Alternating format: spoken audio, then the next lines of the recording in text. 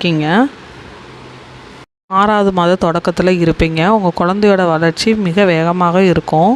இந்த டைமில் குழந்தையோட மூமெண்ட்டு அதிகமாக இருக்கும். அது உங்களால் ஃபீல் பண்ண முடியும்.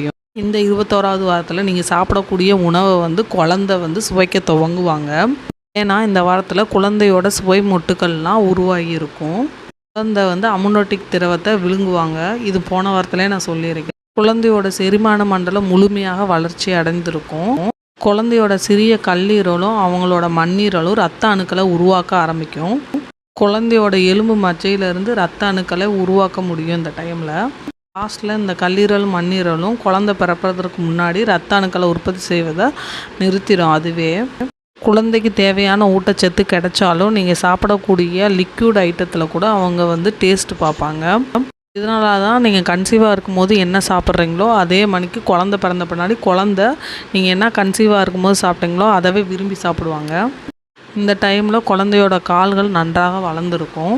இதனால் அவங்க காலால் உங்களை எத்துறதை உங்களால் உணர முடியும். நன்றாக குழந்தைக்கு பார்க்கும் திறன் கேட்கும் திறன் இந்த டைமில் வந்துடும்.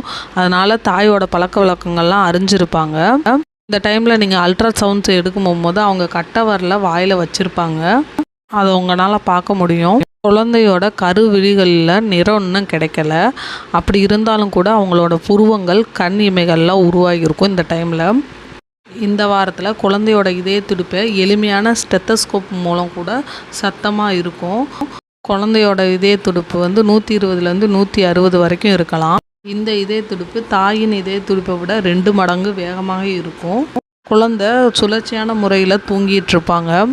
குழந்தையோட கைவிரல் கால் விரல்கள் முழுமையாக உருவாகிருக்கும். இந்த டைமில் அவங்களோட கைரேகைகளும் கால் விரலில் அச்சுக்களும் இருக்கலாம். இந்த டைமில் குழந்தையோட தலை முதல் கால் வரைக்கும் 24லேருந்து 25 சென்டிமீட்டர் இருக்கலாம். இந்த 21வது வாரத்தில் அதுபோல் 8 அங்குலம் நீளம் வரைக்கும் இருப்பாங்க. அதாவது ஒரு பெரிய கேரட் அளவு இருப்பாங்க, இல்லைன்னா ஒரு வாழைப்பழம் அளவு இருப்பாங்க. குழந்தையோட எடை 450 முதல் 500 கிராம் வரைக்கும் இருக்கலாம்.